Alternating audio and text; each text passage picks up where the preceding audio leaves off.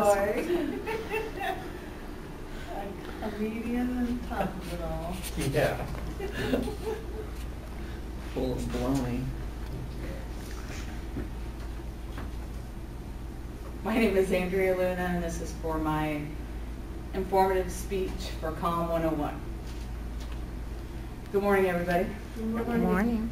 I'd like to start by showing you a short presentations of the feelings and emotions expressed by some individuals who are adult survivors of child sexual abuse.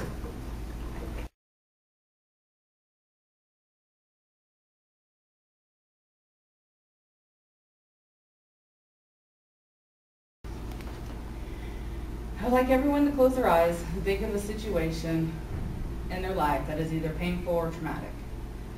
Now I want you to imagine reliving that experience over and over again while you're wide awake and safe, but seeing, hearing, and feeling the exact same as you did in that moment. This is basically what a flashback is. Flashbacks are just one symptom of post-traumatic stress disorder. As I'm going to explain, there are other symptoms and conditions associated with PTSD and of the adult survivor of child sexual abuse. Some people may believe that child sexual abuse always involves penetration. However, this assumption is false. As defined by uslegal.com, child sexual abuse, or CSA, is contacts or interactions between child and adult when the child is being used for sexual stimulation of a perpetrator or another person when the perpetrator or other person is in a position of power or control over the victim. Basically, what this means is that any touching, any exposure to any kind of sexual act is considered CSA. This can be from having a child view pornography to taking naked pictures of children and having the child masturbate while the perpetrator watches. The prevalence of child sexual abuse is astronomical. 1 in 3 girls and 1 in 6 boys will or have been abused by the age of 18. Another somewhat frightening statistic is 90% of reported cases of CSA, the abuser was someone that the child knew and trusted, leaving only 10% done by strangers. So how would you know if a child has been abused? Some of the signs of CSA are bedwetting, fear of a person or place, social isolation, advanced knowledge of sexual acts, and regression to thumb sucking and baby talk. If it is suspected that a child has been abused and the child confirms this, she should immediately be taken to a professional for an interview. This is important because there would be no indication of bias or coaching if there was a trial. It is also important that the child is only interviewed once, because especially in younger children, multiple interviews may leave the child feeling like she's not giving the right answer and will change her story. This could lead to the child changing her story to please the adult interviewer. There are some positive ways to minimize the risk of post-traumatic stress disorder in victims who have spoken out. Some of the positive things are strong family support, immediate therapy and counseling, making sure that the child feels safe and loved, and lastly, being reassured that she did the right thing. Some of the negative things that can exacerbate the occurrence of PTSD are the age of the victim at the time of the incident, which is the most common age is between 7 and 12 years old, the use of force or violence, the relationship to the abuser, a negative family reaction, and not being believed. Adult survivors of CSA who have never received treatment are more likely to develop post-traumatic stress disorder, and the symptoms may be delayed onset for years due to memory suppression that she suddenly remembers. She may also experience PTSD symptoms at varying degrees throughout the years. So what is PTSD? PTSD, or post-traumatic stress disorder, is clinically defined as an anxiety disorder that develops after a traumatic event occurs.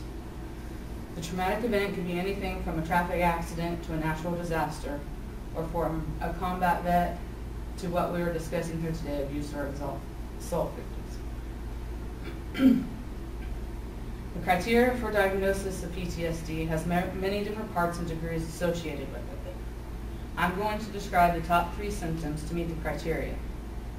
The first is recurrent, intrusive, distressing memories that can include flashbacks, as I described in my introduction, and nightmares. Both of these things the victim has little or no control over. Flashbacks can be triggered by a number of things, but they are mostly related to the 5 senses. Sights, sounds, and smells associated with the abuse. Also, sometimes words and phrases can trigger flashbacks. The second symptom is avoidance behavior.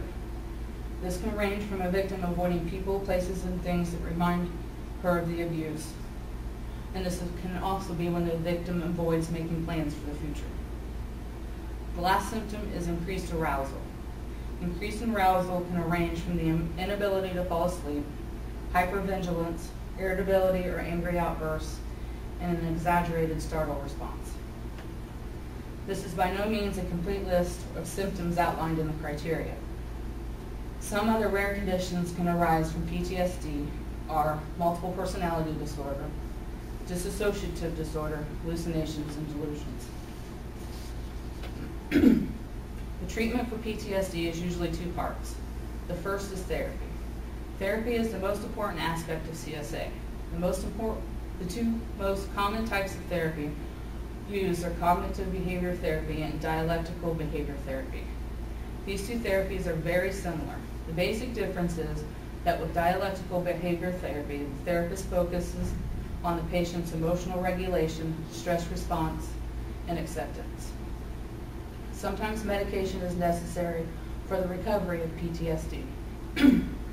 Medications that are commonly prescribed are antidepressants, anti-anxiety, and non-traditional antipsychotics. Although much of our conversation has focused on PTSD, there are other conditions and symptoms associated with child sexual abuse. The most prevalent is addiction. Whether it is drugs or alcohol, 70 to 80% of victims of child sexual abuse experience some sort of chemical dependency. Another condition sometimes associated with CSA is self-injury. Self-injury is defined as doing anything to inflict pain upon yourself. Ways to self-injure include, but aren't limited to, cutting, burning, scratching, hair pulling, and in extreme cases, bone breaking. This is by no means a complete list of ways to self-injure or conditions or symptoms of child sexual abuse. No 2 people with PTSD or who have survived from CSA have the same emotions or reactions, so not everyone will have the same conditions and symptoms. With the staggering statistics, it is likely that each of you knows someone who has been a victim of CSA. Whether she suffers from PTSD or other conditions or symptoms, chances are she hasn't recovered until she has received the right treatment from her. No matter how many times a victim tries to wish it away or just forget about it, the reality is that'll never happen. No one can undo the horrible things that were done, but with the proper therapy and the understanding and loving support of friends and family, we can move from being a victim into healing and become a survivor. Thank you.